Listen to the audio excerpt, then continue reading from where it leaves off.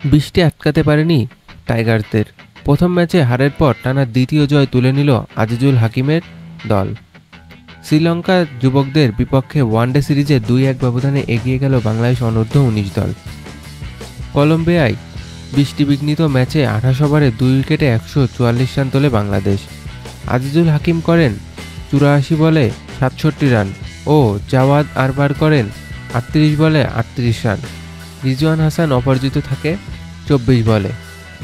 লঙ্কান ব্যাটারদের শুরুতেই বিপর্যয়ে পড়ে। মাত্র 51 রানেই 5 উইকেট হারায় তারা। শেষ পর্যন্ত বৃষ্টিতে খেলা বন্ধ হয়ে যায় 22 ওভারে। স্কোর 7 উইকেটে 120 রান। ডাকওয়ার্থ লুইস পদ্ধতিতে বাংলাদেশ পায় 39 রানের জয়। 2 উইকেট করে নেয় আজিজুল ও আল ফাহাদ। অন্যদিকে ঘরের মাঠে টানা 6 টেস্টে হারার হতাশার শেষে অবশেষে জয়ের দেখা পেল বাংলাদেশ। চট্টগ্রামে জিম্বাবুয়েকে হারালো এক ইনিংসে ও 106 রানে। 2 ম্যাচের সিরিজ শেষ হলো 1-1 সমতায়। এর আগে ঘরের মাঠে টানা হেরেছে টাইগার্স।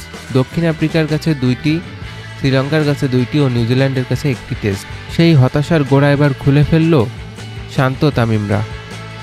অন্যদিকে লক্ষ্য ছিল 191 রান, আর সেই লক্ষ্য তাড়া করতে নেমে কোনো কষ্টই করতে হলো না পাঞ্জাব কিংসকে।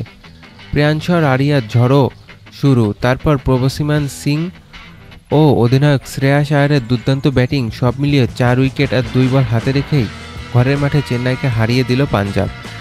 আয়ারের ব্যাটে আসে 41 বলে 72 রান আর প্রভসিমান করেন 36 বলে 54 রান। শেষের দিকে শশাঙ্ক 12 বলে 23 রানে ম্যাচ শেষ করে আসেন।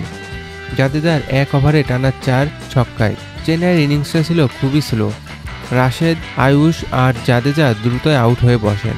6 ওভারে 3 উইকেট হারিয়ে 48 রান। তবে স্যাম কারান একাই লড়েছেন। ব্রেভিস আর দুবেকে সঙ্গে নিয়ে দুজনের জুটি করেন তিনি। কারানের ব্যাট থেকে আসে 47 বলে 88 রানের অসাধারণ ইনিংস। শেষের দিকে ধোনি দেন 4 বলে 11 রান, তবুও সেটা যথেষ্ট হয়নি। এই জয়ে পাঞ্জাব উঠে গেল পয়েন্ট টেবিলে 2 নম্বরে, আর চেন্নাই রয়ে গেল তলানিতে।